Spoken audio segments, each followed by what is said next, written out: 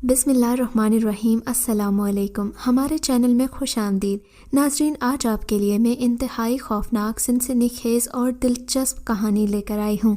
लेकिन कहानी शुरू करने से पहले आपसे गुजारिश है कि अगर आप हमारे चैनल पर नए हैं तो हमारे चैनल को ज़रूर सब्सक्राइब कीजिए ताकि आपको हमारी वीडियोस सबसे पहले मिलें। यार मज़ा आ गया फिल्म में तो, हमीद बोला। मुझे तो कुछ खास नहीं लगी, बस वही चुड़ैल हर सीन में आ जाती थी। वैसे ये जिन भूत वगैरह होते भी हैं या सिर्फ फिल्म वालों की इजाद है? जावेद बोला, नहीं नहीं, जिन्नात होते हैं। मैंने बहुत से सुना है और इस्लाम में भी इनकी हकीकत बयान की गई है। जब्बार ने तफसील बताते हुए कहा, अच्छा अब सच सच बताओ कि किस किस को डर लगता है इन चीज़ों से? हमीद ने पूछा।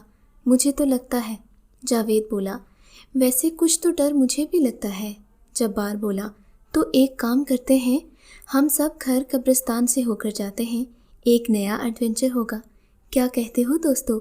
सब ने हमीद की बात से इत्तेफाक किया। हमीद, जब्बार और जावाद एक ही मोहल्ले में रहते थे और बहुत ही गहरे दोस्त थे। इनका महबूब मशगला रात को मोहल्ले में बैठकर माफूकुल फितरत मखलूक़ात और जिन्नात के बारे में बात करना और उनकी फ़िल्में देखना था। उस रात भी वो आखिरी शो में एक डरावनी फ़िल्म देखकर आ रहे थे। तीनों कब्रिस्तान के दरवाजे के पास पहुँचे। पूरा चाँद अपनी आबोताब से चमक रहा था। हल्की हल्की हवा चल रही थी। हमीद ने दरवाज़ा खोला तो अजीब सी चरचराहट के साथ दरवाज़ा खुल गया। जब्बार बोला, यार ये कब्रिस्तान वाले दरवाजे में तेल क्यों नहीं डालते? एक तो कब्रिस्तान, ऊपर से ऐसी आवाज़ आए तो इंसान का दिल ही दहल जाए। तीनों आहिस्ता आहिस्ता कदम बढ़ाते हुए जा रहे थे। सूखे पत्ते हल्की हवा की वजह से इधर उधर उड़ रहे थे। उन्होंने एक दूसरे का हाथ पकड़ रखा था। अचानक वहाँ उल्लू के बोलने की आवाज़ आई तो जावेद चीखा। जैसे ही वो चीखा, उन्हें लगा जैसे जावेद की चीख का किसी ने जवाब दिया हो। अल्लाह का नाम लेते हुए तीनों कब्रिस्तान से बाहर आ गए। अरे जावेद बेटा, आओ आओ, क्या चाहिए? अहमद भाई ने जावेद को अपनी दुकान में आते देखकर बोला। अहमद भाई की मोहल्ले के बाज़ार में मिठाई की बहुत बड़ी दुकान थी। उनकी मिठाई का जायका इतना लजीज था कि मोहल्ले वालों के अलावा आसपास के इलाके वाले भी मिठाई लेने उन्हीं की दुकान पर आते थे। मिठाई के साथ साथ अहमद भाई का लहजा भी किसी मिठाई से कम न था, इसीलिए उनकी दुकान पर बहुत ग्राहक आते थे, खासकर जुमेरात को। अहमद भाई तकरीबन पूरे मोहल्ले के लोगों को नाम से जानते थे। उनकी आदत थी कि हर जुमेरात को इशा की नमाज के बाद अपने छोटे बेटे के साथ कब्रिस्तान ज़रूर जाते थे। अपने मरहूमीन की कब्रों पर सूरह फातिहा पढ़ते। बहुत से लोगों ने पूछा कि अहमद भाई, क्या वजह है जो रात में ही आप कब्रिस्तान जाते हैं, दिन में चले जाया करें? तो वो बस मुस्कुरा के इतना कह देते कि भाई दिन में रोज़ी रोटी के चक्कर होते हैं तो नहीं जाया जाता। यार हमीद, ये अहमद भाई तुम्हें कैसे इंसान लगते हैं? जावेद ने हमीद से पूछा। क्यों, क्या हुआ? उन्हें अच्छे खासे तो हैं। हमीद ने जवाब दिया। नहीं यार, वो तो मुझे बड़े मशकूक किस्म के इंसान लगते हैं। जावेद ने अपना मौक़िफ़ पेश किया। ओ भाई, जासूसी नावल पढ़ना बंद करो, वरना तुम्हें तो हर इंसान मशकूक लगने लगेगा। जब्बार बोला और फिर तीनों हंस पड़े। जावेद तकरीबन हफ्ते में 2 से 3 बार अहमद साहब की दुकान पर जाता था। उनकी दुकान पर जितने भी लोग आते थे बहुत ही ज़्यादा खुश मिजाज थे। कभी किसी से झगड़ते या बहस करते देखा ही नहीं था। कोई इतना खुश मिजाज कैसे हो सकता है? अगर हो भी तो कोई एक गुस्से में आए। सभी खुश अखलाक़ी की आला मिसाल बने हुए हैं। जावेद को ये बात अजीब सी लगती थी। इस बात का जिक्र उसने अपने दोस्तों से किया तो जब्बार बोला, भाई अब अगर कोई खुश अखलाक है तो ये अच्छी बात हुई ना। अहमद साहब ने भी बंदे भी ऐसे ही रखे हैं ताकि उनकी दुकानदारी ख़राब ना हो। न जाने क्यों जावेद को अहमद साहब की शख्सियत कुछ समझ में नहीं आ रही थी। एक रात अपने दोस्तों से इस बात का जिक्र किया तो हमीद बोला, भाई क्यों खामखा के झमेलू में पड़ता है? मगर वो बददस्तूर किसी बात में खोया हुआ था। यार एक बात और है जो मुझे परेशान कर रही है, वो ये कि अहमद साहब के 3 बेटे हैं तो वो सिर्फ छोटे वाले को ही दुकान पर क्यों बिठाते हैं? जावेद ने सोचते हुए पूछा। यार वो उसे कारोबार के गुर सिखा रहे होंगे और चल मान लिया کچھ گڑبڑ بھی ہے تو تیرا اس سے کیا واسطہ؟ تو کیوں خواہاں دیوانہ ہو رہا ہے؟ خیر، جاوید کی بحث ختم ہو گئی۔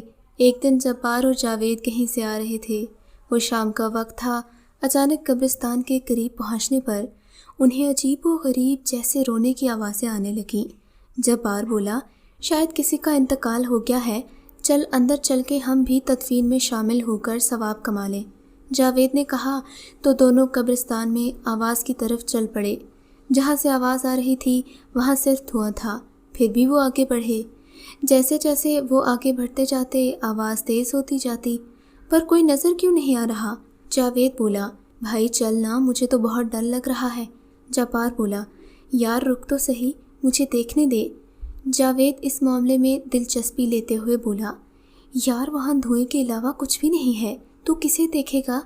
یہ کہتے ہوئے جبار نے جاوید کا ہاتھ پکڑا اور اس کی مرضی کے خلاف اسے قبرستان سے باہر لانے میں کامیاب ہو گیا۔ باہر آ کر وہ اس پر برس پڑا، یار تم نے تو بہت گڑبڑ کر دی، مجھے دیکھنا تھا کہ اس دھوئیں کے پار کون رو رہا تھا۔ وہ ناراض ہو رہا تھا، بھائی خدا کا شکر منا کہ خیریت سے واپس آ گئے ہیں، اگر کچھ الٹا سیدھا ہو جاتا تو کیا ہوتا؟ ویسے بھی قبرستان میں ایسے واقعات ہوتے رہتے ہیں۔ جبار اسے ڈراتے ہوئے بولا۔ رات کو جاوید یہی سوچ رہا تھا کہ دھوئیں کے پیچھے آخر کون رو رہا تھا۔ یہ سوچتے سوچتے اسے نیند آ گئی۔ وہ دن جمعرات کا تھا۔ احمد صاحب پتہ نہیں کیوں صبح سے ہی پریشان نظر آ رہے تھے، حالانکہ جمعرات کو ان کی بکری عام دنوں سے کئی گنا زیادہ ہوتی تھی۔ وہ کبھی دکان کے باہر چکر لگاتے اور چھوٹے بیٹے سے کچھ کہتے۔ جیسے جیسے شام قریب ہوتی جاتی ان کی پریشانی میں اضافہ ہو رہا تھا۔ ان کی اس پریشانی کو گاہکوں نے بھی محسوس کیا، مگر ان کے پوچھنے پر وہ ہنس کر ٹال دیتے۔ عشاء کی نماز کے بعد وہ حسب معمول قبرستان گئے اور کافی جلدی باہر آ گئے۔ پھر وہ محلے کے پیش امام صاحب کے پاس گئے اور ان سے کہا، مولوی صاحب آپ سے ایک بہت ضروری کام پڑ گیا ہے۔ جی بولیے احمد صاحب، کیا ہوا ہے؟ آپ کافی پریشان لگ رہے ہیں۔ مولوی صاحب نے احمد صاحب کی پریشانی کو بھانپتے ہوئے کہا، جی وہ اصل بات یہ ہے کہ مجھے آپ کو ایک زحمت دینا تھی۔ احمد صاحب کافی ہچکچاتے ہوئے بولے، جی جی کہیے احمد صاحب، انسانیت کی خدمت تو ہمارا فرض ہے۔ مولوی صاحب بولے، دراصل مولوی صاحب میرے ایک جاننے والے کا انتقال ہو گیا ہے۔ وہ بہت پہلے اپنے ہی محلے میں رہتے تھے۔ ان کی آخری خواہش تھی کہ ان کو اپنے یہاں کے قبرستان میں ہی دفنایا جائے۔ احمد صاحب بولے، تو اس میں پریشانی کی کیا بات ہے، میں پڑھا دوں گا ان کا جنازہ۔ مولوی صاحب بولے، پر میت ابھی نہیں آئے گی، انہیں یہاں پہنچتے ہوئے آدھی رات ہو جائے گی، اسی لیے میں پریشان تھا کہ آپ کو کیسے بتاؤں۔ احمد صاحب بولے، تو آپ کہیں تو میں مسجد میں اعلان کروا دیتا ہوں تاکہ زیادہ سے زیادہ لوگ جنازے میں شریک ہو سکیں۔ مولوی صاحب نے کہا، نہیں مولوی صاحب، میت کے ساتھ ویسے بھی بہت لوگ ہوں گے، آپ محلے والوں کو زحمت نہ دیں تو مناسب رہے گا۔ مولوی صاحب نے حامی بھر لی اور کہا، جب جنازہ آ جائے گا تو مجھے اطلاع کر دینا۔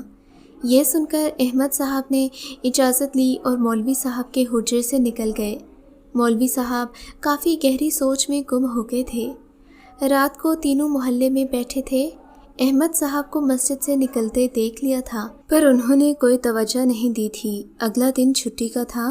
وہ تینوں رات گئے تک محلے میں بیٹھے اپنے اپنے قصے سنا رہے تھے۔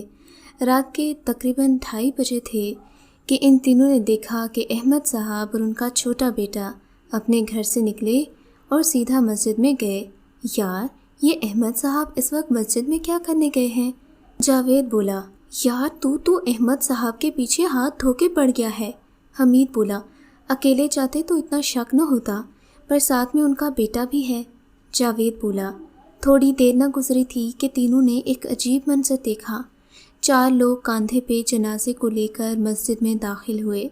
جنازہ پورا سفید کپڑے میں لپٹا ہوا تھا۔ ان کے پیچھے ایک پوری خلقت تھی، وہ سب بھی سفید لباس میں ملبوس تھے۔ سب کے سب مسجد میں داخل ہو گئے۔ مولوی صاحب جنازہ آ گیا ہے۔ احمد صاحب نے مولوی صاحب کو آواز دے کر کہا، آپ چلیں میں آتا ہوں۔ مولوی صاحب باہر آئے تو ان کی حیرت کی انتہا نہ رہی۔ جنازہ عام جنازوں سے قدرے قداور تھا۔ मौलवी साहब ज़ेरे लब मुस्कुराए और कहा, जनाजे को यहाँ ले आएं। यार चलते हैं ना मस्जिद में, जावेद बोला। हाँ यार, अब तो मुझे भी पता करना है कि आखिर माजरा क्या है, हमीद ने सरगोशी वाले अंदाज में कहा और ना चाहते हुए भी जब्बार उनके साथ मस्जिद की तरफ बढ़ गया। वहाँ वो तीनों एक महफूज जगह बैठ गए जहाँ से उन्हें मस्जिद का पूरा मंजर नज़र आ रहा था। उनकी नज़र अहमद साहब के छोटे बेटे पर पड़ी। वो सबसे अगली सफ़ में खड़ा था। जैसे ही मौलवी साहब ने अल्लाह अकबर कहा, छोटा बच्चा एक खूबरू जवान में तब्दील हो गया। ये देखकर तीनों बहुत डर गए। नमाज से फारिग होकर जनाजा कब्रिस्तान की तरफ ले जाया गया। वो तीनों चुप थे। मस्जिद के माहौल में ऐसी बात करना मुनासिब नहीं था। तीनों दोस्त जनाजे के पीछे पीछे चलते चलते कब्रिस्तान में आ गए। वहाँ ये एक जगह छुप कर मंजर देखने लगे। जैसे ही जनाजे को कंधे से नीचे रखा, इसी तरह रोने की आवाज़ आई। हर तरफ धुआं फैल गया। कुछ देर बाद जब वहाँ से धुआं छटा, तीनों ने देखा कि वहाँ सिर्फ अहमद साहब, उनका बेटा और मौलवी साहब खड़े थे। फिर अहमद साहब का बेटा मौलवी साहब के पास आया और बोला, इसका अजर आपको खुदा देगा। मौलवी साहब, आप हकीकत तो जान चुके होंगे कि हम इंसान नहीं हैं, पर अहमद साहब ने एक दिन हमारे भाई की जान बचाई थी। मैं तब से इनके साथ हूँ। मेरी उम्र इस वक्त दुनियावी हिसाब से 600 साल है। इस कब्रिस्तान में हमारी दुनिया के 2 जिन मदफून हैं और मैं हर जुमरात को उन्हीं के लिए सूरह फातिहा पढ़ने आता था। फिर इस जवान ने मौलवी साहब के सर पर हाथ रखा। एक अजीब सी रोशनी फैली। अहमद साहब से गोया हुआ कि अब इन्हें कुछ याद नहीं रहेगा कि उन्होंने क्या काम किया है। ये कहकर वो जवान फिर से बच्चे के रूप में आ गया और तीनों कब्रिस्तान से निकल गए। उसके बाद उन्होंने कभी भी इस मौजू पर कोई बात नहीं की।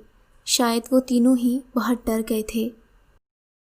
अगर आपको ये कहानी अच्छी लगी है तो इस वीडियो को लाइक कीजिए और इस तरह की मज़ीद वीडियोस देखने के लिए हमारे चैनल को सब्सक्राइब कीजिए। और हाँ, अगर आपकी किसी दोस्त, रिश्तेदार या बहन के साथ खुदा न करे ऐसा कोई वाक़या पेश आया है तो हमें कमेंट सेक्शन में उसके बारे में ज़रूर बताइए।